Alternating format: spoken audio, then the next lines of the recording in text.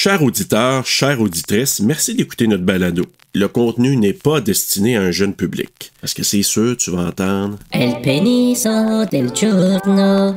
Ou encore des mots vraiment pas gentils. C'est pas sûr que c'est toujours agréable. Oreille chaste, s'abstenir.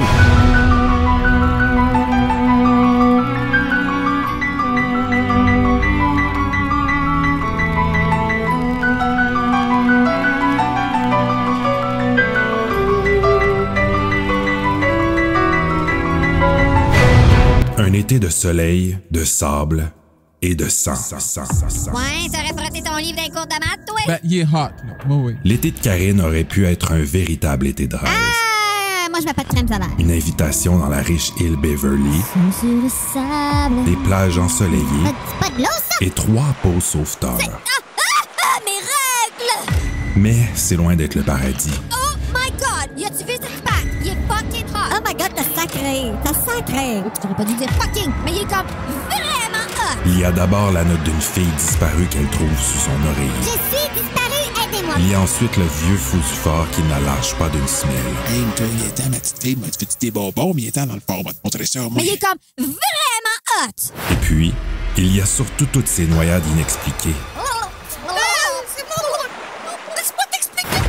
Au moins, elle a 3 sauveteurs pour la protéger. Il y en a un que j'appelle Larry, l'autre je l'appelle Josh, puis l'autre je l'appelle Carrie. Pauvre Karine.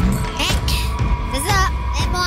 On a oublié de lui dire que les sauveteurs n'aiment pas toujours sauver des vies. On a tous des pénis! Maudite gang! Tom! Tom!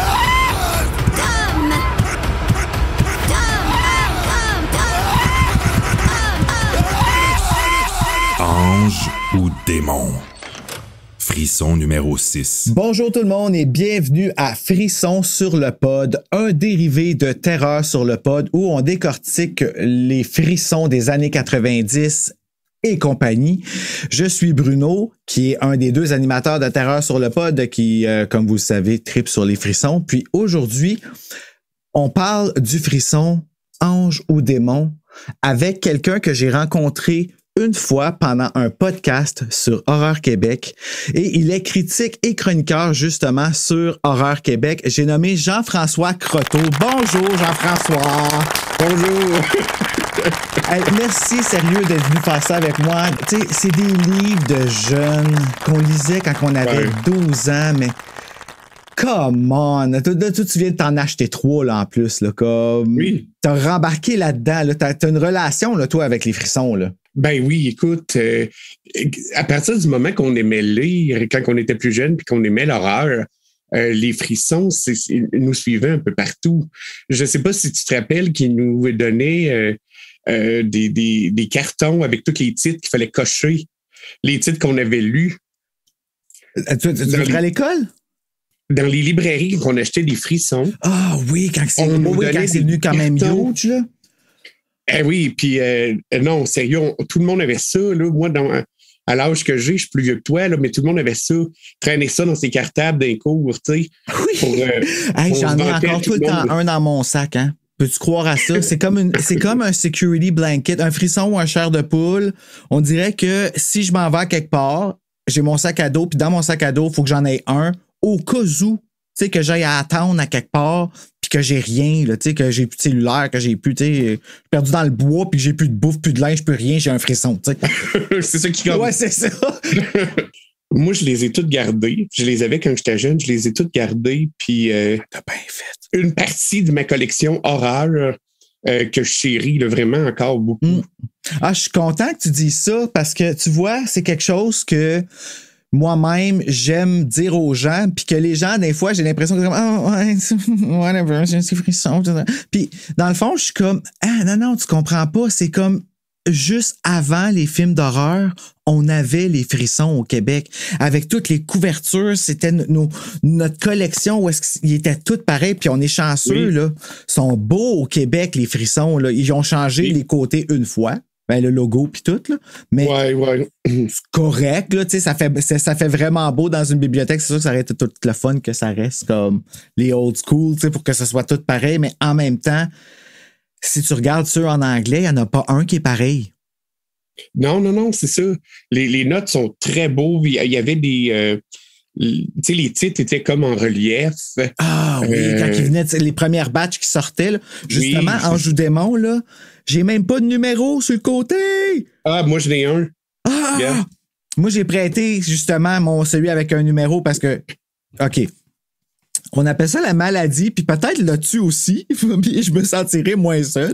Mais quand j'en vois, j'en achète si j'ai pas la version, tu sais, comme Anjou Démon, il faut que j'ai la version relief, pas relief.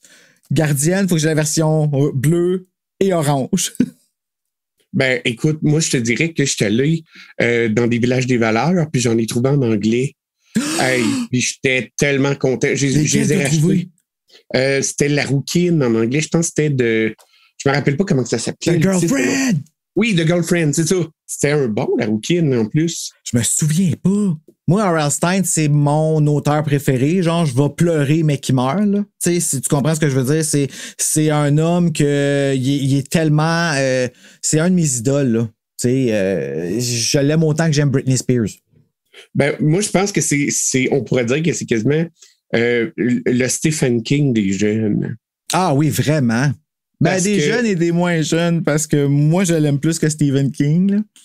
M'excuse. Ah non, là, quand même, il faut pas... ah non, je te le jure. Comme je te le dis, je te le dirais en mettant ma main sur le livre Misery, Pet Sematary. Oh. Ah ouais, j'aime plus R.L. Stine que Stephen King. Non, ben, moi, j'aime quand même mieux Stephen King, mais je comprends ton engouement parce que on achetait les frissons. Parce que dans le temps, soyons sérieux, il n'y a pas personne qui voulait les lire seulement. On les voulait toutes. Ouais. On les achetait, puis quand on voyait qu'il y en avait un qui était de R.L. Stine, c'était toujours un plaisir de le lire. Et disons-le, il a écrit les meilleurs. Ben, regarde, tu vois, il y a Dans encore là, on est de cet avis-là, mais on n'est pas l'avis le plus populaire par rapport aux frissons. Je commence à découvrir les autres, mais R.L. Stine, il y a quelque chose de spécial.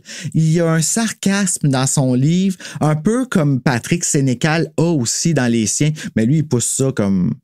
Ouais. loin, là. Moi, il y a tellement un gros effet sur moi, Patrick Sénécal, puis quand je dis un effet, je veux dire que je lis ses livres et je ne dors pas pendant des semaines.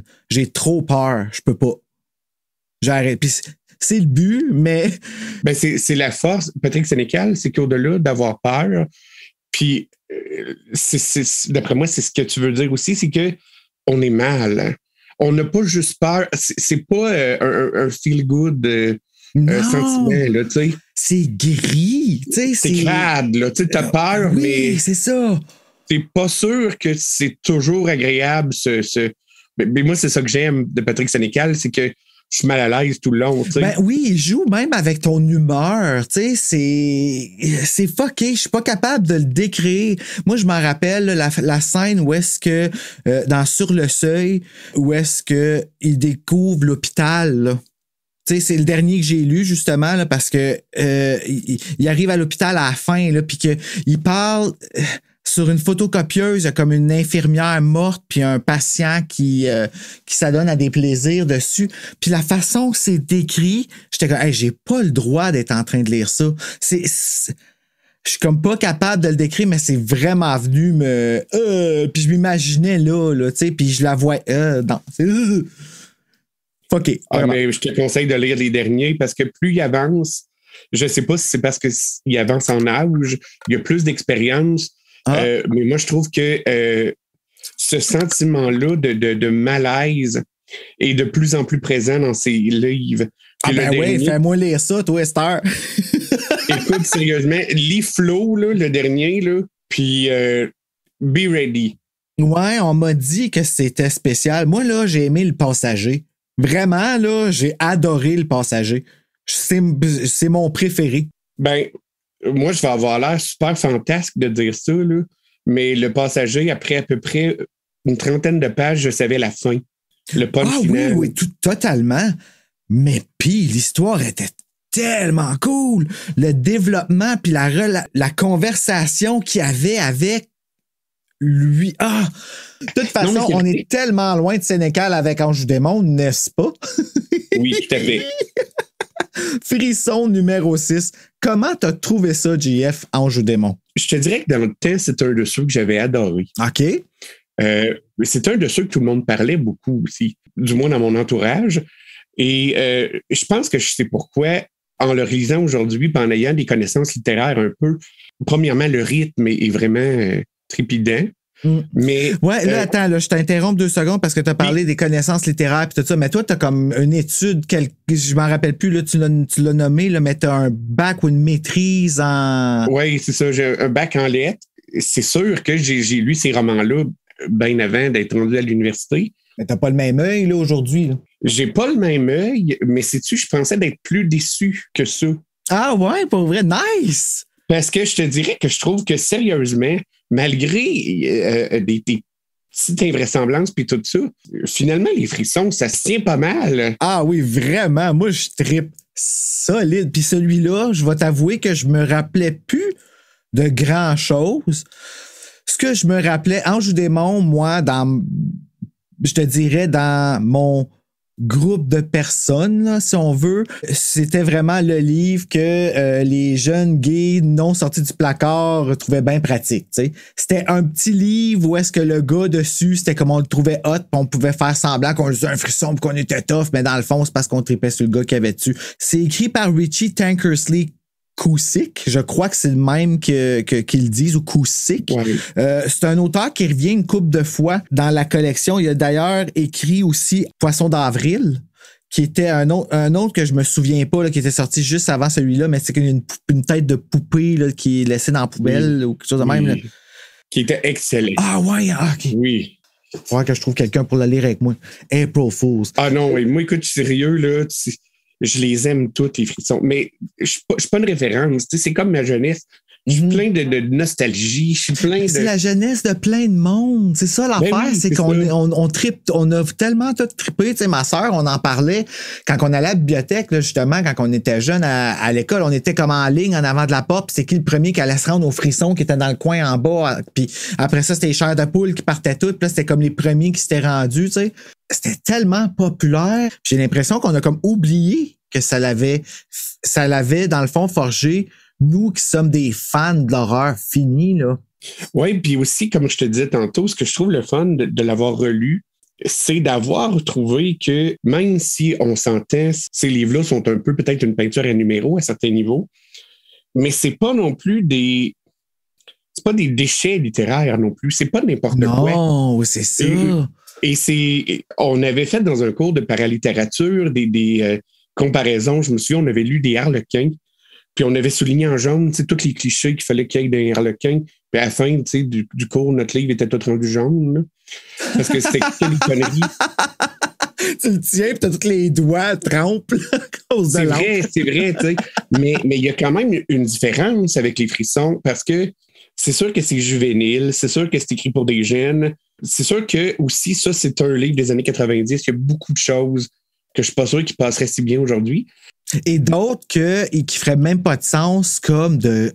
Parce que, tu sais, c'est pour les jeunes, mais ça jongle avec le sexe là, dans ces livres-là. Là. Ils t'emmènent tout le temps juste sur le bord. Genre, tu sais, là, d'où est-ce que ça devient comme... Puis, il revient d'abord. Comme d'apporter la petite excitation. Tu sais, le gars là, qui est super beau, super mystérieux, puis il vient, puis il a serre dans ses bras, puis tout ça. Je viens de lire le passage secret, là, justement, là, puis j'étais comme... My God, elle tripe sur son frère. Qui est un autre des préférés, hein? Il était bon en sacrifice. Écrit par le même auteur, d'ailleurs. C'est elle. C'est elle. C'est ce que je voulais te dire tantôt. My God. Je pense que c'est une femme. Elle est dans mes tops, la Richie Tankersley. Qu'est-ce que c'est, là? Pas facile à dire. Mais je pense qu'elle est pas mal dans la 2 ou 3e. J'aimais beaucoup Carol Ellis aussi. Oui, elle aussi était populaire. Elle a écrit La Fenêtre, hein, je pense. Oui, puis L'Admirateur secret. Je l'ai fait avec Serge. Tu l'écouteras, c'est cet épisode-là que je t'ai envoyé. OK, je vais l'écouter, c'est sûr. On a eu ben du fun. Ben du fun. Oh, Karine. Il me semble que c'est ça son nom, Karine, dans le livre. Ouais, le 3/4 du temps, il y en a genre... Ah non, Karine, c'est dans celle-là. Non, mais je pense que c'est ça aussi. Je suis pas sûr que... Ben, en tout cas, il y en avait... Ça s'appelle toute Karine. C'est Karine, Julie ou... Julie la gardienne. Ouais, Julie, en anglais, c'est Jenny Wagner qu'elle s'appelle.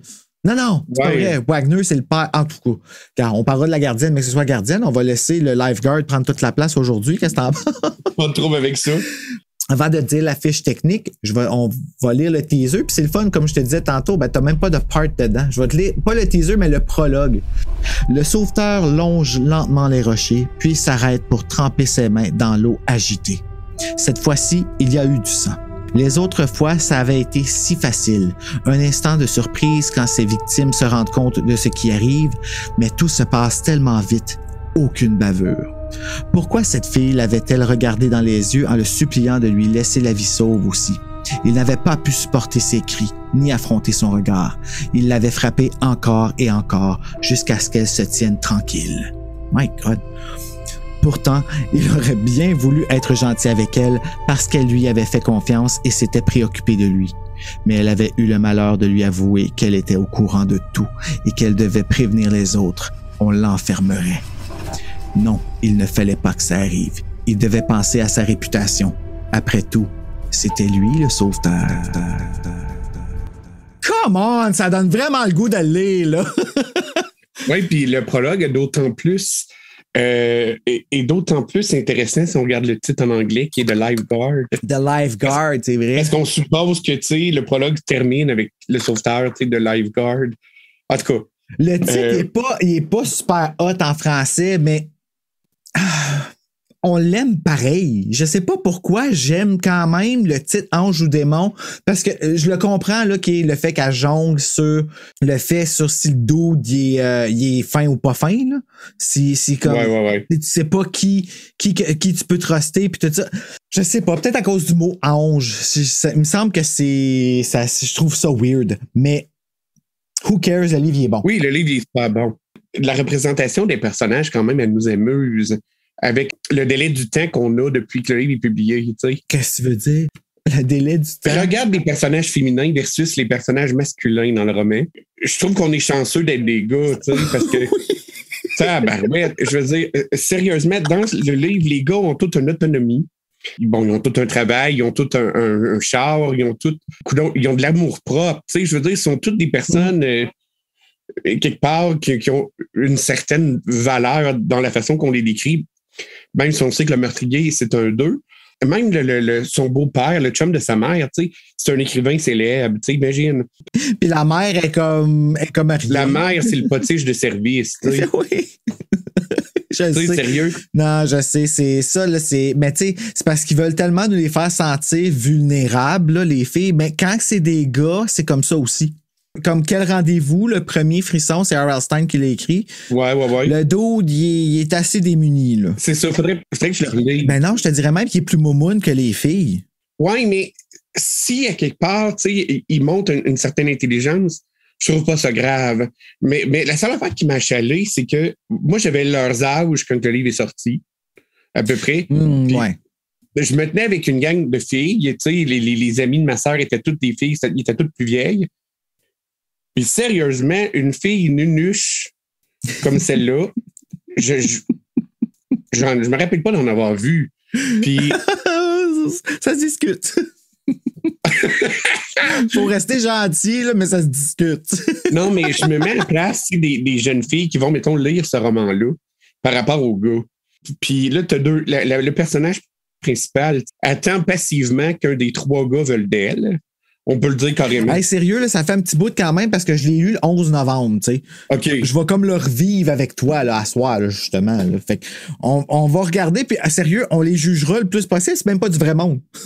Mais non, c'est ça. C'est ça qui est le fun avec des frissons, tu sais. Tu peux même pas l'attribuer à un acteur, tu sais. C'est même pas du vrai monde. Tu sais, c'est sûr que ça l'aide, le propos de l'histoire, là. Ça, on pourrait, tu sais, trouver des excuses pour les excuser sans arrêt, mais quand même, là, la fille est vraiment pas... Puis je dis la fille, mais on pourrait dire les filles. Ouais, les deux filles sont assez... je veux dire, tu sais, quand tu trouves un corps, un cadavre, puis qu'après ça, la vie continue, parce que le corps, il a disparu, puis t'es comme, non, t'es sûr ou t'es pas sûr de l'avoir vu? Je veux dire, tes yeux, t'as vu, il y a un corps. Ben oui. Tu l'as pas imaginé. Tu peux pas te laisser convaincre que tu as imaginé comme. Puis, Ben oui, encore c'est là, Ray Dino What You Did Last Summer, il prend le pouls de Ben Willis puis il était pas mort. Dans Scream 3, la même chose se reproduit avec Roman. Mais ça fait très slasher, par exemple, les frissons, là, surtout Whodunit, aussi, tous les aspects là, qu'il y a dedans. Là. Oui. Je vais te lire la fiche technique, puis après ça, on va zioter les couvertures différentes qu'il y a eu pour le livre, puis après ça, on va pouvoir jumper dans l'histoire puis juger les personnages. Donc, Ange ou démon, écrit par Richie Tankersley Cusick, elle, entre parenthèses, Frisson numéro 6, publié aux éditions Héritage Jeunesse en 1990, traduit par Nicole Ferron en 157 pages, The Lifeguard, qui est le titre original, publié à la collection Point Horror numéro 3, publié le 1er juin 1988, originalement chez Scholastic et a reçu 11 éditions différentes, 224 pages dans l'édition originale. Est-ce que tu es prêt à lire Le Frisson, Jean-François? Ah ben oui, toujours. Donc, allons-y. Donc, le prologue, c'est ce qu'on a lu tantôt. Un sauveteur lave ses mains couvertes de sang dans l'eau après avoir tué une victime qu'il ne voulait pas tuer. C'est quand même bien résumé. Oui. Il voulait pas la tuer, il l'a tué pareil, puis ses mains sont sales, il lave. Donc, chapitre 1. Nous rencontrons Karine, une ado qui se réveille d'un cauchemar sur un bateau où elle se noie. Ah, c'est vrai, le cauchemar sur le bateau, je l'avais oublié. Mm-hmm. Un jeune homme nommé Stéphane va lui chercher un verre d'eau et reste avec elle jusqu'à ce qu'elle soit remise. En gros, Karine est forcée de passer 2 semaines sur une île avec le chum de sa mère et sa fille et ses 2 garçons. Ceux-ci sont sauveteurs ainsi que Stéphane. Karine semble traumatisée suite au départ de son père et a une très mauvaise relation avec l'eau. Une fois que le bateau rencontre la terre, Éric Cormier, le chum de sa mère, les trouve et one-shot leur annonce que sa fille, Elisa, a disparu. Bienvenue chez nous! Oui, c'est ça. Très en partant, genre too much drama, get the out. Oh God, tu sais, moi, avoir été Karine, j'aurais fait, OK, ben regarde, m'aller rejoindre mes amis, finalement, tu sais, parce que sa mère, elle y a offert, puis elle a décidé de rester. Oui, c'est ça, sa mère y a, finalement. Mais sa mère est pas bien réveillée, cette petite madame-là, là. Non, sa mère aussi, on a l'impression qu'elle attendait passivement un lifeguard, elle aussi. Ben, là, c'est un écrivain. Aimez-moi, quelqu'un! C'est ça, tu sais. J'ai besoin d'amour. Non, mais c'est le fun comme début quand même. Oh, ouais, je veux dire, tu sais, t'arrives, puis il y a comme quelque chose, tu sais. On va aller dans le chapitre 2, on va voir tout de suite qu'est-ce qui va se passer avec la fille Elisa. Mais je trouve tellement que ça sert à rien, là. C'est un maudit temps, en tout cas. Elisa, comme quand t'arrives à la fin, t'es juste, c'est tout. Tout ce qui se passe avec Elisa, genre, élevé. OK. Bon, chapitre 2. Karine et sa mère arrivent au chalet avec Éric et font la connaissance de Julien, son fils. Il a l'air sympathique et amène Karine à sa chambre qu'elle aurait partagée avec Elisa en temps normal. Elle discute avec Julien qui lui explique que sa sœur a l'imagination fertile et voulait être écrivaine. Il parle d'elle au passé. Ah, étrange. C'est Pascal qui parle d'elle au passé. Très possible que j'ai mal noté, en effet. Fait que oui, c'est vrai, Pascal est toujours choqué, lui. Oui, c'est ça. Karine trouve des petites notes amicales laissées par Elisa dans la chambre. C'est cute, ça. Pascal, l'autre fils, arrive. Ah, regarde, tu vois, Pascal arrive après. OK. Mais il me semble que c'est lui qui arrête pas de dire que... Hey, je vais te chercher ça. Ben oui, je cherche ça en attendant. Sérieux, ça me... ça m'achale, Moutou. Non, c'est Julien. Page 16 en bas. Ouais. Qui sait, Elisa avait toujours plein de surprises pour tout le monde. Saisit l'enveloppe et ouvre. Elle ne peut détacher ses yeux. Elle ne me connaissait même pas. Oh, Julien, je ne peux pas croire à tout ça. OK, mais ça se peut. Mais Pascal, il arrête pas de dire... Vous savez comme moi qu'elle est morte. Moi, je pense que c'est un red herring. Ils ont probablement fait parler au passé, direct au début, pour qu'on ait comme un cling. Puis là, l'autre, après ça, il parle comme si elle était morte. Fait que là, on pense tout de suite que c'est lui. Puis on s'imagine que ça va être lui. Non, pas en tout. Non? Non. C'est impossible de penser. Pascal, là, c'est tellement le faux coupable des... Oui, mais c'est ça que je dis. Fait que Julien, on pensera pas que c'est lui. On va penser que c'est Pascal qui a parlé d'elle au passé parce que Pascal pense qu'elle est morte. Regarde à la page 19, Pascal dit... Il n'y a plus rien à faire. Tout le monde a été interrogé, personne ne sait rien. Il passe le roman, Pascal, à dire que sa sœur est déjà morte, puis il faut qu'on accepte le fait qu'ils ne la retrouveront pas en vie. Hey, on s'est fait jouer, là, parce que, dans le fond, là, Pascal, il dit qu'il pense qu'elle est morte, mais il parle pas d'elle au passé, tandis que Julien, oui, il parle au passé d'elle. Oui. Tandis que Pascal, lui, il parle pas d'elle au passé, mais il pense qu'elle est morte. Oui, c'est ça. Tu sais, des fois, il y a des choses bien smart qui se passent qui nous échappent complètement dans les livres. Oui, mais c'est parce que quand on pense à la fin, tu te rappelles la fin? Oui. OK. Ben là, je pense, là, parce que j'ai eu beaucoup de coupables depuis En joue des mots. Non, mais sérieux, c'est qu'en bout de ligne, tout ça, tu sais, d'une façon comme de l'autre, ça sert à rien parce que... Non, ben ça vend comme que... Ouais, c'est vrai, dans le fond, ça sert à rien parce qu'en bout de ligne, il est bien tata. On vient de passer fucking plein de temps là-dessus pour quelque chose qui sert à rien. Oh. Ah, là, c'est moi qui a sacré. Non, c'est correct. C'est vraiment correct. Non, mais tu sais, je trouve ça drôle. C'est super intéressant de dire, comme tu disais, qu'un personnage parle d'elle au passé, tu sais, puis l'autre dit... Ça donne rien d'essayer de chercher. Vous savez qu'elle est déjà morte. Ça fait trop longtemps qu'elle est disparue. Parce que dans le fond, tu sais, ils essayent les deux de nous les faire soupçonner, tu sais. Ah, si tu soupçonnes tout le monde dans ce livre-là, à un certain point, je pensais que c'était sa chum. Moi, là, je me souviens que la première fois que je l'ai lu, je savais tout de suite c'était qui. Parce qu'il était trop montré comme un personnage gentil. Ben... Écoute, sérieusement, tu sais, sérieux, là, il est... Ah ouais, mais moi, j'aurais vu que du feu, puis j'aurais dit « Ah, Julien, prends-moi dans tes bras, je t'en prie. » Ah ouais? Ah ouais, moi, je me serais fait avoir solide. Moindrement qu'il est cute puis qu'il me porte de l'attention de même, là. Oublie ça, man. C'est le love guard du... Tu sais, qu'on voit sur le livre, là, t'es fait. Ben non, parce qu'il n'y a pas de pénis.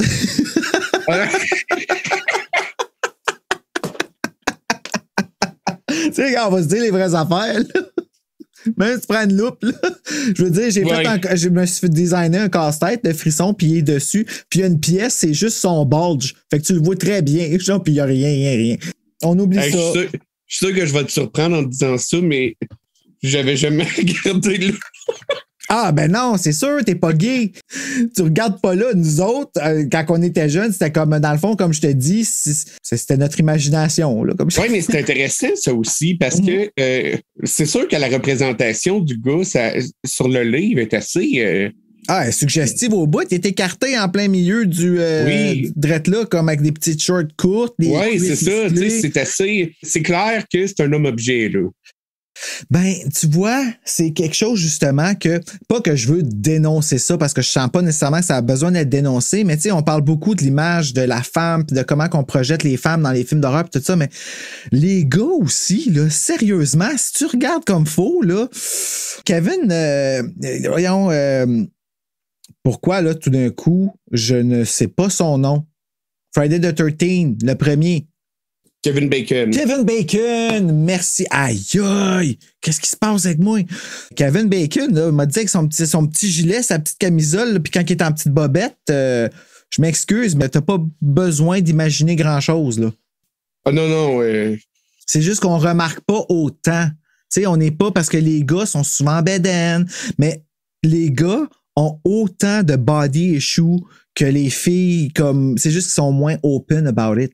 Sûrement. Puis ça ici, c'est de l'objectification d'hommes, justement. T'sais. Je dis pas que c'est Frisson qui faisait ça. Là. On s'entend, c'est la même couverture en anglais, mais c'est très américain. T'sais. Si tu regardes 90210, là, ça ressemble à ça. T'sais. Oui, c'est carrément ça.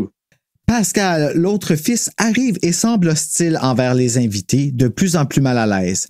Karine remonte à sa chambre et sous l'oreiller découvre une note laissée par Elisa. Karine, je pense que quelqu'un va me tuer.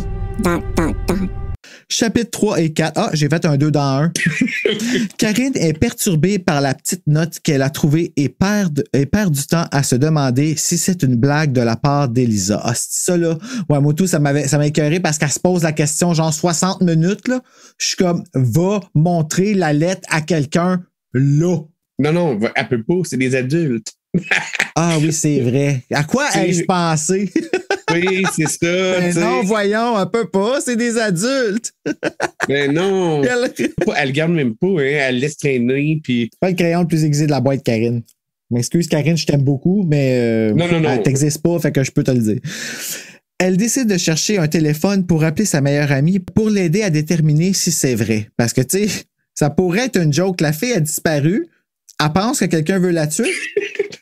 Ça pourrait être une joke qu'elle voulait faire avant. C'est possible. Ouais.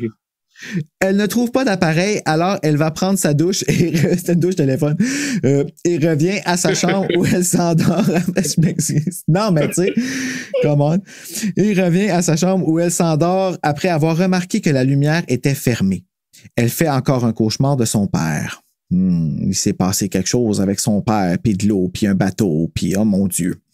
Le lendemain, Karine va marcher et monte dans le phare où elle rencontre le vieux Isaac. Ah, c'est vrai, le vieux Isaac, je me rappelais plus de lui. Qui, lui, la chienne de sa vie en lui disant qu'elle va peut-être survivre si elle ne va pas se baigner. Elle se sauve. Une fois de retour sur la plage, elle fait un face-à-face avec Pascal qui est toujours aussi bête et désagréable avec Karine. Il dit à Karine qu'elle ne peut pas aller dans le phare et il montre la pancarte défense de passé. Karine jure qu'elle n'était pas là. Une fille nommée Dominique arrive avec son chien et Stéphane qui prennent la défense de Karine contre Pascal qui s'en va. Stéphane crie à Pascal « C'est ma plage! Oh! I'm Tarzan! » Ah, Stéphane, il est tellement cocky, là. Il est détestable à un point comme... C'est ça, tu sais. Les gars, là, ils ont peut-être du pouvoir, là, mais ils sont caves en sacrifice. Je peux pas imaginer que quelqu'un... Comme Dominique, là, que c'est ça, là. Puis je veux pas être méchant, mais il faudrait que des gens autour d'elle, ils disent... Hey, fille, je pense qu'on va travailler un peu ta confiance en toi, OK? Elle veut sortir avec, elle est vraiment desperate, là. Puis il la rejette, chers auditeurs, faites jamais ça avec les filles, ni avec les gars. C'est pas correct. Stéphane, no way. Ça survit toujours des estis de caves comme ça. Le pire, c'est que, à quelque part, à travers tout ce que tu dis, c'est ça qui fait que c'est quasiment un personnage réaliste. Oui. Parce que d'une gang de même, là, il y en a tout le temps un. Ah, puis il se cache pas, hein, il se censure pas, puis il se vante de tout ce qu'il a plein d'argent, qu'il n'y a pas d'encadrement. Ouais. Sérieusement, c'est de la recherche d'attention, comme que ça en est pénible à regarder puis à écouter, là. Non, moi, sérieusement, en tout cas, Stéphane, à chaque fois qu'il arrivait, j'espérais un petit peu qu'il arrive quelque chose, malheureusement, qui n'est jamais venu, mais on peut toujours espérer. Il y a quand même une scène où il emmène Karine, tu sais, dans sa chambre pour lui montrer tout ce qu'il y a. Et qui laisse sous-entendre « Moi, mes parents sont pas là. Fait que ce que j'ai, tu sais, c'est en matériel. » Ouais, mais non, là. Non, ça passe pas avec toi. Ben, pas... je m'excuse. OK, là, mes parents m'ont pas aimé, fait que je vais être vraiment un asshole puis te montrer comme que j'ai plein d'affaires qui coûtent super cher, comme, mais dans le fond, c'est pour camoufler que je suis un petit pénis. Non, moi, ça marche pas, là. Puis là, en ce moment, je suis pas en train de promouvoir la grosseur des pénis. Je parle de la grosseur du pénis en étant l'ego du garçon ici, là. On va passer au chapitre 5 avant que je creuse ma tombe plus que ça. Karine et Dominique passent l'après-midi ensemble et on apprend que Stéphane est l'un des descendants Beverly, ce qui veut dire que c'est vraiment sa plage. OK, là, on vient de bitcher contre lui pour rien parce que finalement, c'est vraiment sa plage. On comprend aussi que les frères Cormier sont très différents et le décès de leur mère les a éloignés. Bon. Aussi, nous comprenons que Dominique a un kick sur Stéphane, kick qui est un peu discutable comme mot, là, mais en tout cas, qui lui ne remarque même pas, qui ça aussi est discutable, mais je pense qu'il le remarque, il fait exprès pour pas le regarder parce que ça fait du bien à son cuir chevelu. Dominique parle de Roxane à Karine. Roxane était sauveteur et a entendu quelqu'un appeler à l'aide. Ah oui, ça là, c'est fucké. Mais elle n'est jamais revenue vivante à la plage. Elle s'est noyée. Ah, deux façons de le dire. C'est à ce moment que Pascal est devenu sauveteur, l'année passée, dans le même temps. Chapitre 6. Karine rentre chez elle après le déjeuner et sa mère lui annonce que les recherches seront bientôt arrêtées. Pourquoi? Ils l'ont même pas retrouvé. La jeune a quoi? 9 ans? 13 ans? Ouais, à peu près. Tu vas arrêter de la chercher. À peu près peut-être 11-12 ans parce que ils disent qu'elle est un petit peu plus jeune que l'héroïne. Fait qu'elle doit avoir peut-être, tu sais, pas... Wow, they gave up early on their daughter dans Ange au démon. On va s'en rappeler. Non, mais il faut qu'ils passent à autre chose. Ben oui, c'est vrai, c'est des adultes. Oui, c'est ça. J'avais oublié. Julien donne le numéro de téléphone unlisted à Karine et précise que c'est pour les 2 chalets. Ouais, ouais. Faut se rappeler de ça, là, que c'est pour les 2 chalets. Puis que les 2 lignes sont reliées. Parce qu'il y a comme 2 ailes. Pas 2 ailes, mais il y a comme 2 chalets séparés, mais sur le même terrain, genre. Puis le père va écrire sur un des chalets. Puis il a besoin d'être tranquille. Puis il faut pas que ça file la chale. Fait que c'est disparu, c'est pour ça. Ça surveillait pas. 2 chalets, Karine. OK. Karine part avec Dominique faire le tour de l'île. Elle rencontre Stéphane qui les invite pour une fiesta chez lui le soir. Elles vont ensuite se promener et en chemin, Dominique parle des 2 noyades de cette année. 2 filles de leur âge. Je commencerai à peut-être pas penser à abandonner les recherches tout de suite, hein, qui ont été retrouvées par Isaac, le pêcheur. Elle monte au phare et en redescendant, Karine tombe par terre avec Dominique et elle découvre quelque chose qui les fait hurler. Tu es vraiment le prototype de la femme illogique et émotionnelle. Il n'y a personne là-haut, vivant ou mort. Wow! C'est ça que ça veut dire. C'est que tu vois ce que tu disais tantôt, là. Tu sais, tu peux avoir bien du matériel, mais moi, s'il y a un homme qui me parle de même, j'y crache dans la gueule. Ouais, mais t'as-tu vu ce qu'il dit après? Attends, où ça? Après, on se regarde-tu comme scène tantôt?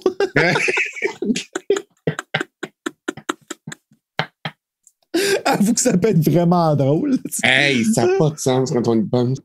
Donc, chapitre 7. Est-ce que je suis crampé? Karine et Dominique retrouvent Stéphane et lui racontent leur trouvaille. Ah oui, c'est ça justement qu'on vient de lire. Ils remontent les 3 au phare parce que Stéphane croit que les filles le niaisent et continue de croire ça quand il ne trouve pas de cadavre. Avec tout le machisme du monde, il empêche les filles d'aller revérifier et dit à Dominique qu'elle est la personne la plus idiote qu'ils connaissent. Oh, j'ai résumé ça. Les filles retournent au phare et s'aperçoivent que le corps a disparu, mais que les marques sont encore dans l'herbe. Elles tirent toutes les 2 la conclusion que le cadavre ne s'était pas noyé. Ah oui, et elle parle des disparitions au collège de Stéphane et Julien. Ben là... Mais arrêtez les recherches, tu sais, c'est sûr que... Ben oui! Arrêtez les recherches. Adultes, franchement, arrêtez les recherches. Vous gaspillez l'argent du contribuable. Chapitre 8. Le point de vue du sauveteur. Le sauveteur a eu la peur de se faire pogner, mais il a repris le corps de la fugueuse morte et l'a caché. Il rit. Ha ha ha. C'est vrai parce que les chapitres, des fois, on a des petits chapitres où est-ce que c'est comme un peu la perspective du tueur, comme on vient de voir. Ce qui fait très slasher encore une fois, là. Ici, ça sert vraiment à éliminer des suspects, toutes les filles qu'il n'y a pas, parce que c'est vrai. Ils nous disent vraiment le sauveteur, tu sais. Fait que c'est sûr que ouais, c'est mais en anglais, tu sais, si, mettons, ça avait été une fille, la tueuse, là, dans le film, dans ce livre-là, ça aurait été un problème parce qu'en anglais, de lifeguard, il n'y a pas de sexe. Oui, mais on nous dit que la seule fille qui l'a été, elle a eu un accident. Roxane. Elle a attrapé la moitié, elle. Ah non, oui, elle n'est jamais revenue sur la plage, c'est vrai. C'est ça. Elle avait entendu des voix, là, puis elle était... C'était Ariel. Ursula l'a pogné. Elle a fait, whoop. Bon, ben, coudonc. On va t'appeler Roxane. Une fourchette peigne twist. OK. Chapitre 9. Karine revient à la maison et avant de rentrer, surprend une conversation entre Julien et Pascal concernant le sort de leur sœur. Julien trouve étrange que Pascal semble aussi convaincu qu'elle soit morte et il partage ses inquiétudes avec Karine. Éric arrive et demande à Julien d'aller chercher son frère qui est parti à la plage.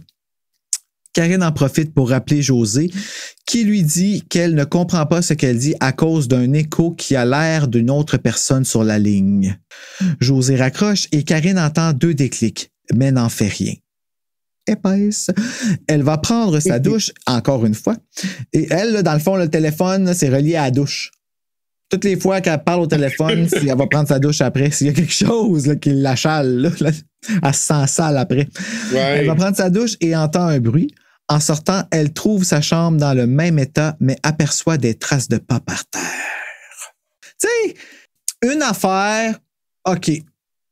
2 affaires, non.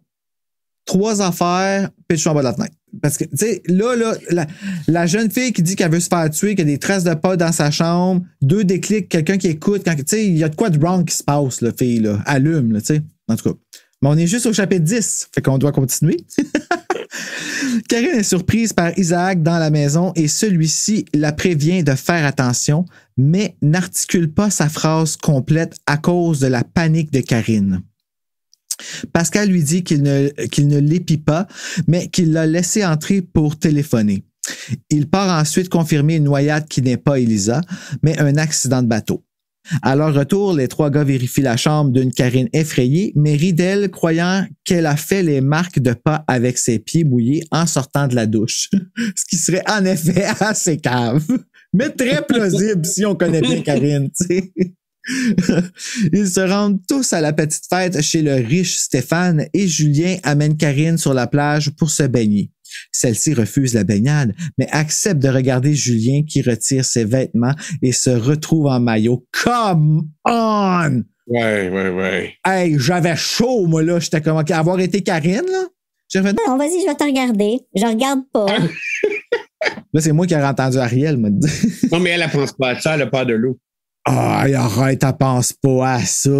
Moi, j'espérais juste qu'il est en maillot, petite short, il décrit, mais ça aurait été le fun qu'il soit en speedo. Genre, juste pour comme mettre la scène encore plus pousser ça à bout, là, tu sais. Il attire une Karine craintive, mais excitée dans l'eau. Ah, regarde-toi, est excitée. Jusqu'aux genoux. Où il French. Ah, c'est vrai, il French dans l'eau. Karine qui devient toute molle de bonheur jusqu'à ce qu'une vague les attrape. Ah oui, c'est vrai, j'avais oublié ce bout-là. Ah, ça, c'est drôle. Ça, j'ai ri. C'est parce que c'est drôle que, tu sais, ils sont en train de Frencher. Le gars, il est en petit costume de bain avec son chest, puis c'est chaud, puis c'est... ils se font ramasser par une vague. Ah! Tu sais, gâcher un beau moment. Oui, puis après ça, elle pense qu'elle sent un requin, hein? Savais-tu? Elle n'est pas sûre que c'est pas le gars. C'est un requin. Oui. C'est pas un requin que t'as senti, fille. Lui, dans tes cours d'FPS. Oui. Ça existait dans ce temps-là. Chapitre 11. C'est vrai, elle pensait qu'il y avait un requin. Ah, j'avais oublié ça, c'est très drôle. OK. Karine revient aux rives, toute croche et essoufflée. Elle ne trouve plus Julien et sentant quelque chose toucher sa jambe, elle présume que c'est un requin et court jusque chez Stéphane pour chercher de l'aide. Elle trouve Pascal qui accourt sur le lieu tragique où elle appelle son frère. Pascal ordonne à Karine d'aller chercher de l'aide et en chemin, elle aperçoit Julien qui sort de l'eau, tremblant et terrifié. Il demande à Karine « Où était-il? » Et il dit qu'elle ne comprend pas. C'est ça? Hein? Mm-hmm. OK. Ah oui, OK, c'est ça. Il dit que... Avant qu'il puisse expliquer, Pascal arrive et prend le contrôle total de la situation et décide que tout va bien. Karine entend Julien murmurer à l'oreille de son frère « Où étais-tu? » Où est-ce qu'il était? Il est en train de chercher le requin. Ouais. Chapitre 12. Karine échange avec Dominique sur sa frustration et sa peur de ne pas être crue par les gars. C'est vrai que ça s'en vient frustrant. Là. C'est à peu près temps que ça commence à te frustrer, Karine. Là. De gangst. Elle va porter du thé à Julien et est surprise par Pascal qui tente de voir les alternatives possibles à un requin que Karine aurait pu voir. Fait que dans le fond, là, c'est Pascal qui est super fin avec elle, dans le fond, parce qu'il tout le long, il prend en considération qu'est-ce qu'elle dit. Il dit juste pas. Il fait juste pas y donner plein de crédit. Oui, c'est rien qu'un air bête. C'est rien qu'un air bête. Ouais, c'est ça. Il a l'air bête, mais il écoute. C'est ça, tu sais. Merci, Pascal. Tu sais, on t'a jugé beaucoup, là, mais c'est grâce à toi que Karine est toujours capable d'être conne de même. Dominique explique à Karine que tout le monde sur l'île se méfie de Pascal et Karine quitte pour aller à la salle de bain. Alors, regarde, tu vois, on parle de Pascal puis c'est la salle de bain. Quand on parle au téléphone, c'est une douche. Quand on parle de Pascal, elle va à la salle de bain. Par la fenêtre, elle aperçoit Isaac entrer sur le terrain, mais quand les gars vont vérifier, rien du tout. Stéphane présente sa salle de musique. Musique? Non. Sa salle de muscu. à Karine. Ah ouais, il monte son chest-bras. Avec plein d'animaux empaillés et sous, il explique à Karine sa passion de tuer, chasser des animaux. Moi, je dis tuer, mais en tout cas, qui ont peur et à quel point sa maison est une prison. OK, fait que là, ici, là, moi, ça, c'est un gros problème, là, Pascal, là. Aimer tuer des animaux de même, là, t'appelles la police. Ouais, ben, tu sais, moi, je suis pas un amateur de la chasse du tout. Fait que... Ben, moi non plus. Comme, tu sais, OK. Ouais. Je dis pas que je ne mange pas de viande, là, tu sais, puis je sais que ma vision des choses est peut-être hypocrite, mais je m'excuse, moi, je suis pas capable j'aime pas ça, imaginer un animal, un être vivant en train de mourir, tu sais, comme même mon poisson, tu sais. Fait que oui, je fais l'autruche, mais là, lui, il aime ça, regarder l'animal avoir peur pendant qu'il meurt. Oui, c'est quasiment ce qu'il veut. C'est comme la prédation. Ben oui, mais c'est ça. Il veut, lui, être le prédateur. Mais c'est quand même pas normal. Non. OK, ben c'est... Non, mais il n'est pas normal non plus. Si j'ai des amis qui font ça, à un moment donné, je veux savoir qu'est-ce que je fais. Est-ce que j'appelle la police ou je me dis, ben c'est correct, le gars, je démonte de même. T'sais. Non, mais il est un petit peu perturbé, là, quand même. Quoi? Ben c'est parce que ses parents sont pas là. Oui, c'est ça. Ensuite, Stéphane raccompagne la gang. Bravo pour l'alcool au volant. Oh! On l'a souligné, c'est vrai. Et une fois seule, Karine retrouve l'algue perdue, glissée sous une porte. C'est vrai, parce qu'il y avait une algue qui avait disparu à un moment donné, qui a été cachée sous, en tout cas, qu'elle retrouve en dessous de la porte, là. Karine trouve l'algue perdue, glissée sous une porte et se rappelle sa conversation avec José. Un écho de 2 déclics. La note a disparu. Chapitre 13. Karine se lève le matin et part avec Pascal en Jeep pour lui parler de ses soupçons. Elle se rend vite compte que Pascal pense aussi qu'Elisa a été tuée, malgré son visage glacial, et prévient Karine de ne pas en faire une affaire personnelle, sinon elle s'en mordra les doigts. Ce qui est une expression assez spéciale de se mordre les doigts, parce que c'est pas quelque chose nécessairement que en tout cas. De retour à la maison, Dominique arrive et invite Karine à la fête, qui aura lieu ce soir sur la plage. Julien sort et quelques teasings ont lieu. Dominique rit de Julien qui a un kick sur Karine. Les filles vont faire un pique-nique et se sentent observées du phare pendant que Karine déblatère toute l'histoire à Dominique. Celle-ci panique et dit que c'est important d'en parler à quelqu'un, même sans preuve. Maintenant, il sait que tu sais. Dit-elle. Mais tu sais, des phrases de même, c'est tellement des frissons, puis ça fait tellement I know what you did last summer. Là. Il sait que tu sais. Je sais pas si t'as écouté Friends, mais à un moment donné, ça arrive justement là, comme They don't know that you know that we know you know, right? À un moment donné, tu suis plus. Là, tu sais. Chapitre 14, on lâche pas. Le sauveteur est crampé d'avoir joué avec Karine et savoure d'avoir réussi à lui faire peur avec la note qu'il a écrite.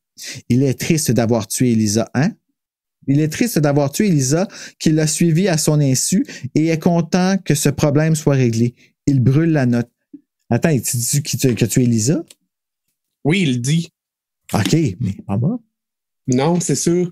C'est comme si lui, il pense qu'elle est morte. Ce qui devient un petit peu illogique. Il n'y a pas d'adulte. Non, c'est ça. Chapitre 15. Karine traîne sur la plage et rencontre Stéphane qui lui achète un hot dog pour déjeuner. Il fait de la musculation, lui, ça paraît. Julien arrive, lui enlève et le jette. Il marche, flirte et parle du party de ce soir. Karine continue toute seule tandis que Julien repart travailler. Elle finit sur la péniche d'Isaac. Je savais pas c'était quoi une péniche. Je m'a dit que je suis allé checker en sacrifice parce que j'étais comme, c'est pas de même qu'on prononce ça, mon grand. Qui sent le cimetière de vieilles choses oubliées et retrouve un foulard rouge, celui d'Elisa, qu'elle a vu sur une photo chez Stéphane. Horrifiée par un rat, elle déguerpit sa perlipopette. OK, sûrement que là, parce que là, toutes les pièces de casse-tête commencent à se placer, qu'elle a vu la photo chez Stéphane, tu sais, pas chez eux, tu sais. Chapitre 16. Karine revient au chalet et reçoit un coup de téléphone de sa mère qui lui annonce qu'Éric a eu une petite crise de cœur, tout pour aider, et doit rester à l'hôpital pour quelques jours. Mais ne t'inquiète pas et amuse-toi. Lui dit-elle. Oui, tu sais. Hey. Moi, je peux-tu retourner chez nous? Faites-oui du fun. C'est comme le temps de comme peut-être songer à me faire déguerpir de là. Karine court à la plage pour annoncer la nouvelle au fils d'Éric et fait face à Stéphane qui prend la tâche sur ses épaules. Karine retourne au chalet et tombe endormie dans un cauchemar paternel, encore une fois. Ne sachant pas ce qui l'a réveillée, elle part à la fête sur la plage où elle est accueillie par Julien qui la cajole. Elle court ensuite à la rencontre de Dominique et lui raconte sa découverte chez Isaac. Les filles sont entendues par les mecs qui arrivent sur les lieux et ceux-ci se moquent littéralement des filles qui sont clairement bouleversées. Ça, c'était vraiment poche, là. Ils arrivent les trois puis ils rient d'eux autres, les filles sont full paniquées. Julien, troublé, et Pascal en pip, pip, pip. Karine observe la plage et tout ce qu'elle voit, c'est le regard de glace de Pascal qui l'observe de loin. On revient du point de vue du tueur dans le chapitre 17. Le tueur arrive à la fin de son plan et se sent triste. Il se prépare à éliminer Isaac et Karine. ... On revient à Karine. Chapitre 18. Le ciel menace pour un orage. Karine est mal à l'aise en entendant Stéphane parler sèchement à Dominique. Je comprends, même que je serais intervenu, je pense. Elle se dirige vers les toilettes chimiques après les excuses de Stéphane et se fait prendre d'assaut par Isaac qui lui dit d'arrêter de le soupçonner et de watcher son cul parce qu'elle en sait trop. Là, tu commences à paniquer quand le fou de la ville commence à te dire qu'il faut que tu watches ton cul, là. Après l'avoir mordu, elle se... Karine. Elle a beaucoup de moyens de défense, mais elle a le mort. Tu sais, il est sale. Tu rentres chez eux, ça sent le cimetière de mort, mais elle va le mordre. Oui, c'est sûr que le dire, c'est... COVID! Après l'avoir mordu, elle se sauve vers la plage où elle entend quelqu'un se débattre en se noyant. Elle appelle à l'aide et les trois sauveteurs, Julien, Stéphane et Pascal, arrivent de trois directions différentes, suivis de Dominique qui surgit pendant que Julien cherche l'être en détresse. Pascal gifle Karine pour la calmer. Puis j'ai mis OK avec un point d'interrogation. Il y a bien d'autres façons de calmer quelqu'un. D'ailleurs, et Julien capote parce qu'il ne trouve pas la personne en danger dans l'eau.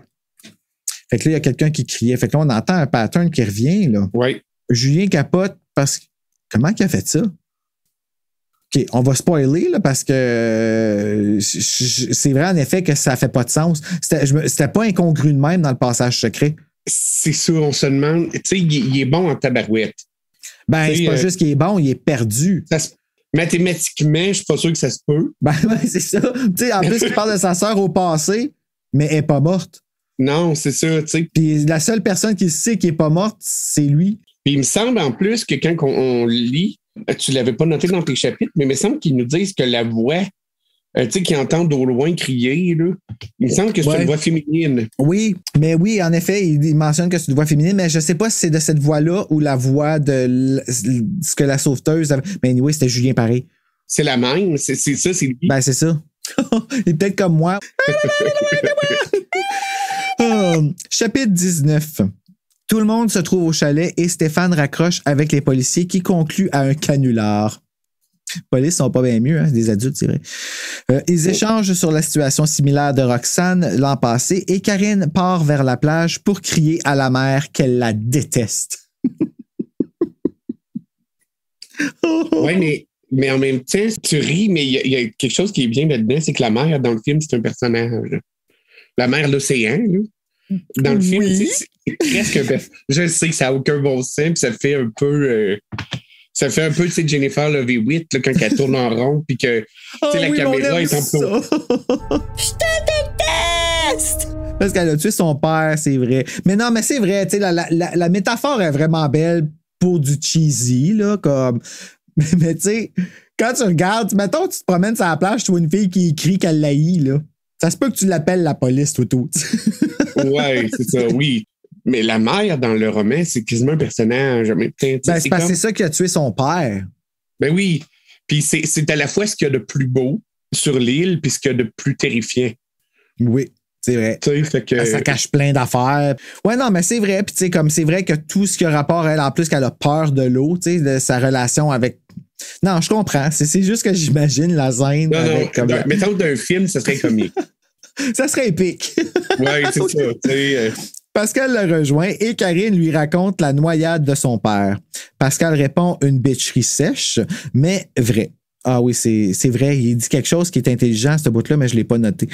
Et les autres les rejoignent. Dominique et Stéphane se chicanent encore et Dominique part à pied, empruntant le blouson de Karine. Celle-ci va à sa chambre et Julien vient la rejoindre. « J'ai besoin de toi, » dit-il à Karine en l'enlaçant.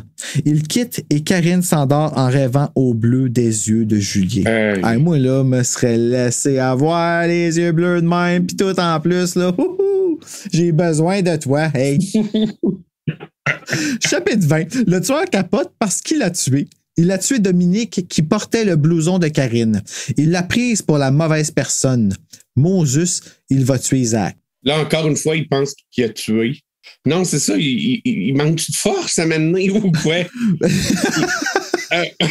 Parce que, ben, écoute, sérieux. De force. Le personnage de Dominique, il y a balance en bas comme d'une falaise, puis elle tombe sur des pierres. Okay? C'est plus elle qui est forte tant qu'à moi, là. Oui, j'essayais de comprendre comment qu'elle pouvait, en tout cas, d'être en vie, mais... Ben, elle a peut-être plus de bras puis plus de jambes, tu sais. Il y a peut-être juste un tronc, tu sais, aujourd'hui, parce que... Oui, c'est ça, tu sais... Puis moi, t'es chanceuse en sacrifice dans sa chute, mais... C'est une cascade. C'est peut-être ça, on va lui demander. Karine se réveille tôt le lendemain matin et elle a froid. En cherchant dans le placard d'Élisa pour un sweat, elle trouve une lettre de la main de Pascal pour Élisa, lettre qu'il a écrite d'un institut psychiatrique. C'est populaire, les frissons des instituts psychiatriques. Elle est interrompue par Julien et descend les rejoindre, lui et Stéphane. Celui-ci insulte encore Dominique, de qui personne n'a de nouvelles. Suivant la demande de Julien de ne pas rester seule, elle part en Jeep avec Stéphane, tandis qu'une giga-tempête se pointe sur... je sais pas c'est quoi que j'ai écrit là, sur leur bout. Pas ça que j'ai écrit. Se pointe sur leur bout. Sur la route, peut-être? Sur la route, merci! Ben oui, c'est vrai, son serre. Bruno. Bon, OK, je vais recommencer ma phrase. OK, suivant la demande de Julien de ne pas rester seule, elle part en Jeep avec Stéphane, tandis qu'une giga-tempête se pointe sur leur route pour chez Dominique. Bon. Une masse sombre apparaît et il la percute. Karine revole et se blesse le nez et la jambe. Paniquée et ne trouvant plus Stéphane, elle se met à boiter pour aller chercher de l'aide. Elle finit par retrouver le cadavre d'Isaac et remarque qu'il tient une chaîne avec une clé dans sa main. Et c'est alors qu'elle allume. Stéphane n'avait plus sa clé ce matin et avait une blessure au cou. Je sais que tu es là. Oh, mauvaise voix. Je sais que tu es là, crie-t-il, tandis que je fais tout le temps ça, tandis qu'elle se met à courir. Tot, tot, tot. Fait que là, c'est la pluie qui fait qu'elle voit pas. J'ai-tu bien compris? Oui, ben, il y a un orage, il fait noir. Ah oui, puis, ben, Mia. Je voulais pas faire. Ow! Hey. Oh, t'es bonne. Aïe, aïe, Pour ceux qui ne savent pas ce qui vient de se passer, il a fait sa joke pendant que je prenais une gorgée d'eau. Ça a fait très mal. Mais ça a fait du bien en même temps. Chapitre 22. Karine court sous la pluie, poursuivie par Stéphane. Elle se confirme la culpabilité de celui-ci en refaisant le casse-tête dans sa tête. Les meurtres des filles disparues, têtes d'animaux empaillés. Je prends ce que je veux. Elle finit au phare et entend la voix de Dominique appeler à l'aide. Karine l'aperçoit alors à l'entrée du phare et se lance à sa poursuite. En entrant dans l'obscurité, Dominique qui crie que sa jambe est cassée. Ah, c'est juste sa jambe finalement. Puis plus rien. Tentant de la rejoindre, Karine tombe et se blesse à son tour. La voix de Dominique se transforme alors en ricaneuse machiavélique. Dominique ne peut pas t'aider, dit la voix. Chapitre 23. Hey, là, imagine, il reste 2 chapitres. Tantôt, il en restait vraiment beaucoup. On pensait qu'on arrivait de la fin. Là, on arrive à la fin, puis il en reste juste 2. Chapitre 23. La voix que Karine entend semble être celle de Stéphane. Pendant que le méchant se vante de ses meurtres, Karine tente de rejoindre les marches, mais en vain. Elle finit par se faire lancer dans l'eau sur le corps d'Élisa. Le tueur promet de faire ça vite pour ne pas qu'elle souffre et tente de la noyer. Elle refait surface quelquefois et dans toute la panique, elle voit Stéphane sous l'eau. Elle décide alors que c'est lui le tueur et le frappe. Elle est sortie de l'eau par Julien qui la prend dans ses bras. Elle est rassurée jusqu'au moment où elle se rend compte que Julien est en train de l'étrangler. Quand tu sais plus c'est qui essaye de te tuer, là, ça va pas bien. Mais j'ai un peu de misère à comprendre comment ça s'est passé, là. Comment qu'elle a comme pas compris que là, le corps de Stéphane était là. Tu comprends-tu? Oui, ben on a l'impression... C'est quoi, Stéphane? Il est-tu inconscient? On a l'impression qu'il est... Ben moi, j'avais l'impression qu'elle avait trouvé son corps dans l'eau. Moi aussi. Mais c'est pas ça. Parce qu'il n'y a personne de mort là, à la fin, à part les... Non. En tout cas, c'est fucké. Parce que là, écoute bien ça comment ça finit vite, là. Chapitre 24. Karine se réveille en clinique, entourée de tous, sauf Julien, le tueur, qui a nagé trop loin. Dominique n'était pas morte, juste une jambe cassée. Stéphane avait trouvé Pascal sur la plage et ils ont secouru Karine et Elisa, qui n'est pas morte finalement. Après le départ de Dominique et Stéphane qui semblent s'en aller baiser, Pascal devient doux et Karine flirte avec. Pascal la French, the end. Elle s'est tapée comme tous les frères. Ah ouais, ben, tu sais, comme je te disais, wow. Elle attend celui qu'elle veut. Hey, j'avais oublié ça, moi, qu'elle finissait avec Pascal. Ça, ouais? Ouais, et ça, c'est la fin du frisson. The end. Ange ou démon a terminé, elle finit avec Pascal, puis les parents sont toujours pas revenus de la crise de cœur. Non, les parents sont pas là pantoute. On va tout de suite aller regarder un extrait du film Ange ou démon. Qu'est-ce que t'en dis? Oui. Elles guettent le pire sur les traits de Stéphane, mais elles ne peuvent y lire qu'une expression de rage. Vous pensez peut-être drôle toutes les deux? Demande-t-il, les lèvres serrées. Me déranger dans mon travail pour ça? Qu'est-ce que c'est que cette blague? Stéphane! De quoi parles-tu? Cesse ton jeu idiot, Dominique. Bon, vous m'avez eu. Êtes-vous satisfaite? Fait Stéphane en refermant la barrière. Maintenant, sortez d'ici. Stéphane!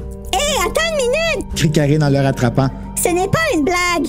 Il y avait une fille morte là-haut, l'as-tu vu?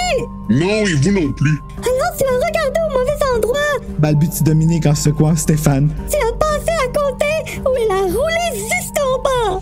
Rouler en bas? Crie Stéphane en repoussant Dominique. Tu es vraiment le prototype de la femme illogique et émotionnelle. Il n'y a personne là-haut, vivant ou mort. Viens avec nous! Nous te montrerons! Tu n'y retournes pas, Dominique.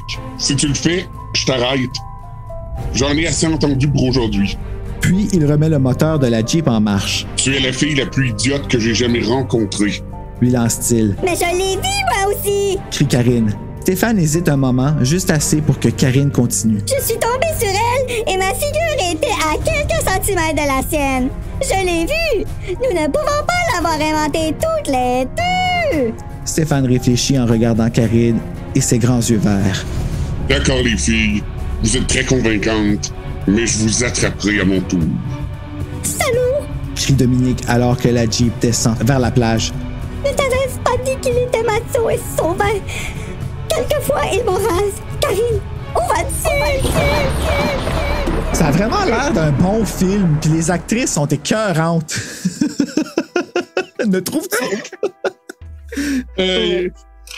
En tout cas, si on avait fait ça avant, j'aurais pas été capable de le relayer.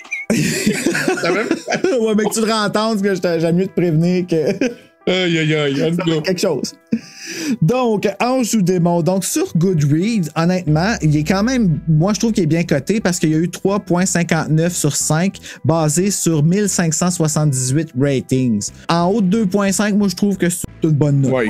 Ouais, quand même. Toi, si tu avais une note à y donner, tu lui donnerais quoi? Moi, je lui donnerais 3.5. Je suis généreux, hein, avec tous les défauts que j'ai dit depuis le début. Bon Dieu, t'es moins généreux que moi. Ah ouais? Ah ouais, moi, j'ai donné 4.2. J'ai trippé solide. Mais Julien, il me turnait on un petit peu. Genre, tu sais, Julien puis Pascal, comme, OK, si tu omets le fait qu'ils sont des frères puis tout ça, genre, me mettre à la place de Karine. Puis moi, c'est ça qui est ma chance un petit peu étant un gars gay. Genre, je pouvais me mettre à la place de la fille. Comme Robin dans le journal intime, là. Oh my God, je rêve de lui encore. Mais j'exagère. Là. Mais non, pour vrai, c'est vraiment sérieux. J'ai embarqué. Je trouvais que les émotions, même si elle était conne, la fille, j'étais capable de me mettre à sa place. puis enjoyer, genre comme le machisme qu'il y avait dans la place, puis comme faire semblant d'aimer ça. Je sais pas si tu comprends ce que je veux dire. Là. Ben oui, puis aussi, tu sais, faut tenir en compte le fait que ça date quand même, tu sais, des années 90. Hey, 89, c'est quoi, c'est ça? 88 en anglais. C'est ça, tu sais, c'est ça. Tu sais, fait que peut-être que aussi, on le regarde avec une certaine distanciation, là, dans les relations gars-filles, mais tu sais, moi, ce que j'ai adoré, il y a une scène dans ce roman-là que je trouve phénoménale, qui est la scène où elle se retrouve dans le phare toute seule, puis qu'elle entend quelqu'un qui rit. Ouais, moi aussi, j'ai accroché. J'ai comme eu un... OK, ça a dû être creepy en tas, là. Tu sais, t'es d'un vieux phare là, qui est comme un peu délabré. Puis là, elle rentre là. Déjà, tu sais, on se dit, ah, elle va pas là, il y a de quoi qui va tomber, il y a de quoi qui va... Puis là, elle entend, dans le phare, il y a comme quelqu'un qui rit, tu sais, un rire diabolique. Et j'ai trouvé que cette scène-là était vraiment intéressante. Ouais, puis on n'a pas eu nécessairement dans des films... Ben peut-être un peu comme... Non, même pas. J'aurais dit peut-être Darkness Falls, mais pas vraiment, parce qu'on n'entendait pas rire. C'était des cris qu'elle faisait, l'entité. La fée des dents, là. Ah, c'était bon, ça, Darkness Falls, me semble. Ouais, c'était pas pire. C'était gentil un peu. Ouais, ben oui, mais c'est correct, des fois, d'être gentil. Non, pas trop. Ouais, pas comme Krampus, ton gilet, hein. Ah oui. C'est fucking nice, ton gilet, là, by the way. C'est fucking bon, ça, Krampus. Oui. Moi, ça m'a rappelé le film d'horreur Dr. Giggle. Je l'ai jamais vu, ce film-là, mais je me rappelle du case. Tu sais qu'il y a des petits rires. J'imaginais ce rire-là quand j'ai lu le livre. J'ai trouvé que la scène était complètement creepy. Mais en partant aussi, tu sais, le fait... un phare, là, je pense que c'est un super lieu pour avoir une ambiance d'horreur, tu sais. Oui, parce que spécialement quand ça se passe au phare, parce que le phare comme tel, il est pas éclairé, c'est le phare qui éclaire, tu sais. Fait que tu sais que c'est noir, puis c'est juste comme en partie que tu vas voir des parcelles, puis fait que quelqu'un peut se cacher dans les ombres. Non, c'est un super bon frisson, tu sais. Oui, la couverture prend jaser, là, mais tous les frissons, les couvertures sont freaking awesome. Non, pour vrai, je trouve qu'il mérite son 4.2 sur 5. Si j'avais un titre alternatif à y donner, j'aurais appelé ça Bev-Watch Alerte à Beverly. C'est les gars qui auraient couru en costume de bain rouge au slow. T'aurais bien appelé ça le beau bonhomme. Parce que l'important pour le personnage, c'est qu'un des gars la veut. Ah, ils sont tous beaux. Moi, j'ai décidé qu'ils étaient tous beaux. Ah oui, mais c'est comme ça qu'ils sont décrits aussi. Pas le choix. Puis quand tu relisais les chapitres, il y en avait énormément beaucoup, c'est une autre preuve aussi. C'est quand même, les chapitres sont concis, sont très très courts. Ce qui fait qu'il y a comme des pauses, on jump à un autre événement. Ça donne un super bon rythme. Puis moi, personnellement, j'adore les passages où on est le meurtrier, où on change de point de vue de narration, qui est un très bon indice. Bon, on n'en avait pas vraiment besoin pour savoir que c'était un des trois, mais quand même, parce que je regardais, quand tu le relisais aussi, là, c'est vraiment écrit à chaque fois, le sauveteur. Le sauveteur. Puis le titre anglais, tu sais, c'est The Lifeguard. Ouais. Puis non, ça, j'ai bien aimé ça aussi. Puis il y a la forme, un peu comme tu mentionnais, du slasher. Tu sais, on a l'événement antérieur, tragique, qui est comme la noyade du père, qui fait que notre pauvre héroïne est traumatisée et peut pas être en pleine possession de ses moyens. Ouais, elle a perdu 85% de son cerveau. Elle l'avait peut-être pas. Tu sais, t'as aussi le personnage qui est vu comme un peu on peut dire l'idiot du village, tu sais, qui est annonciateur de la mort, comme le vieux Ralph dans Friday the 13th. Tu sais, là, c'est Isaac. C'est lui que j'imaginais en plus. T'sais, comment il s'appelle encore Isaac, c'est vrai? C'est ça. Qui était quand même assez fucké, tu sais. Je veux dire, tu sais, comme. Je comprends qu'elle a eu peur, la petite, tu sais. C'est juste qu'écoute, qu'est-ce qu'il te dit avant de capoter, là, tu sais. Il te met en garde de quelque chose. Il y a clairement. C'est ça qui est le problème à Karine, c'est qu'elle écoute rien. Ben, ça arrive souvent dans les films d'horreur aussi, mais... Ouais, c'est ça. Je voulais te demander vraiment, juste savoir ton avis. Comment tu trouves le fait que les notes qu'elle trouve au début nous donnent un effet de suspense super intéressant? Tu sais, elle trouve une note de Elisa qui dit « Je crois que quelqu'un veut me tuer. » OK? Ouais, mais ça disparaît dans la brume. Mais c'est pas Elisa qui l'a écrit finalement. C'est qui l'a écrit? C'est Julien. Pour se moquer, c'est le méchant pour se moquer. Tu le lis tantôt, là, tu sais. Ah ouais, mon Dieu, j'ai manqué ce bout-là. Que, tu sais, il avait fabriqué une fausse note, comme un peu pour se moquer d'elle, puis tout. Ça, j'ai trouvé ça plate. J'aurais aimé ça que ce soit une vraie note d'Elisa, tu sais, qui aurait eu peur, puis qui aurait dit... Ouais, j'avoue que ça aurait été plus cool. Ah ouais, c'est bien poche que... Oui, mais là, t'es là, pourquoi il a fait ça? Tu sais, complètement... Tu sais, ça se tient pas. Mais il a fait ça pour te faire chier. Ça fonctionne. Oui, c'est ça. Mais même à ça, gars, tu sais, là, on nous montre tout ce qui est beau de la plage. Ça part, tu sais, des bonhommes qui sont les lifeguards, qui sont des Adonis, tu sais, à tout ce qui est le fun d'aller sur le bord de l'eau. Puis après ça, même les filles aussi sont décrites un peu, tu sais, comme des belles poupounes. Puis après ça, on nous montre qu'est-ce qui était peurant de l'eau. Puis on va même souligner que peut-être qu'il pourrait avoir un requin. Sérieusement, là, j'étais curieux de savoir, puis c'est vrai que des petits... Mais c'est pas des requins dangereux, là. Mais il y en a des petits requins qui peuvent venir sur le bord comme ça. C'est juste comme pourquoi ça a été sa première pensée. Moi, c'était ça. Finalement, on n'a jamais su c'était quoi. Là. C'était pas vraiment important, I guess. Là, mais non, tu sais, je pense qu'elle voulait pas s'imaginer que c'était la nageoire dorsale de son amoureux. Il est en dessous de l'eau.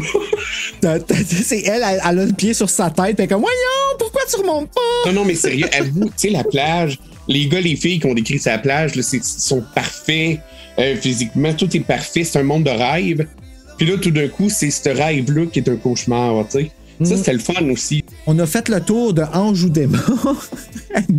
Ça, c'est nous, hein. On part 2 vrais pieds, on se peut plus. Ouais, mais c'est le fun. C'est ça qui est le fun.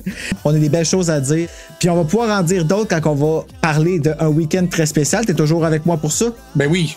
D'ici le temps, est-ce que vous trouviez des serpents dans des bocals de poissons? Faites de beaux cauchemars!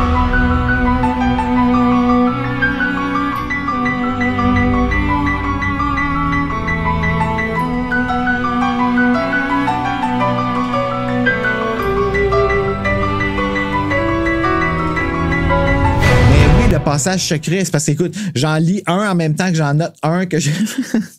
Ouais, en ce moment, là, je baigne des frissons. On pourrait filmer un vidéoclip de moi qui se roule dedans. C'est comme Paris Hilton là, sur un char. Mais tu sais, en même temps, on lit ça en une demi-heure, 1 heure. Là, ah ouais, parle pour toi. Ah ouais? Ah ouais.